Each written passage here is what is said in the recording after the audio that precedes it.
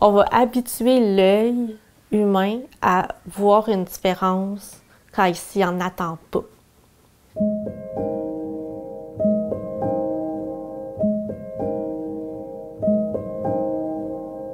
Moi, quand j'étais toute petite, j'avais l'impression que j'étais tout seul au monde, qui avait un syndrome de Treacher-Collins. C'est un syndrome qui est génétique, en fait, qui va créer des malformations au niveau du développement du visage. Ça n'a pas d'incidence au niveau cognitif, au niveau moteur ou quoi que ce soit. Moi, j'étais beaucoup dans l'anticipation de « Ah, mais là, si j'ai un enfant qui a le syndrome, il va être malheureux, il va souffrir, il va aller à l'hôpital. » Mais en même temps, je trouvais ça extrêmement réducteur parce que je me disais « Ouais, mais moi, j'ai le syndrome. C'est pas qu'un syndrome que j'ai à transmettre. C'est ma personne, c'est moi comme mère, c'est ma famille, c'est mes aspirations, c'est mes valeurs, mes croyances. » Puis je me disais « Ben, c'est pas rien. » À sa naissance, elle était en détresse respiratoire, Léa Rose. Tout est tellement pogné en pain, là. Sa mâchoire est super petite, elle est vraiment reculée, donc l'air passait pas, la nourriture passait pas, il n'y a rien qui passait. Ça a été une prise en charge immédiate avec une intubation critique très difficile. On nous a annoncé en fait rapidement qu'on n'avait pas le choix de mettre en place une trachéo. Quand tu reçois une nouvelle, puis le ciel te tombe sur la tête, moi c'était ça, puis le plancher s'en allait, là. Il n'y avait plus rien. Là. On capotait. Petite Dame était tout simplement mon compte personnel que j'avais avant. Puis j'ai navigué longtemps entre mettre mon compte privé, public, privé, public. Ça a comme vraiment été long. J'avais peur. Je me disais, je vais-tu me faire rentrer dedans? Y a-t-il du monde qui va venir m'écrire des messages de marde, là? Mais en même temps, je me disais, mais il faut en parler. Il faut comme désensibiliser le regard à la différence.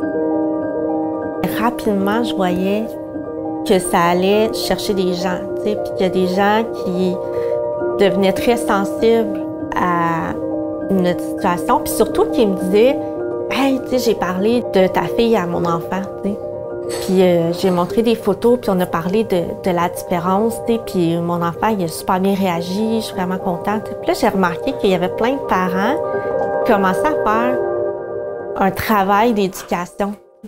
Ça venait tellement me réconforter parce que je me disais, ça, c'est un intimidateur de moins.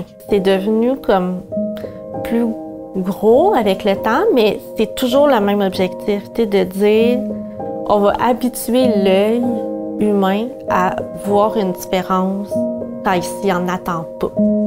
Il y a un vent de changement au niveau de l'acceptation, l'intégration, de la différence, d'être moins surpris. J'ai l'impression que le regard humain s'habitue de plus en plus à voir toutes sortes de variétés. J'ai peur pour ma fille, là.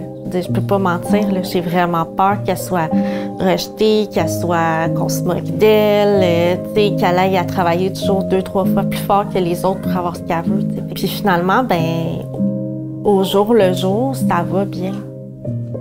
Léa Rose, c'est pas un Treacher-Collins, c'est un individu, une petite cocotte qui a entre autres son syndrome.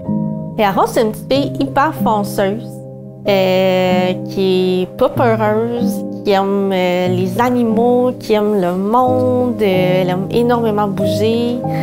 Elle n'est pas arrêtable, elle n'est pas tenable. C'est une petite tornade du haut de ses 20 livres.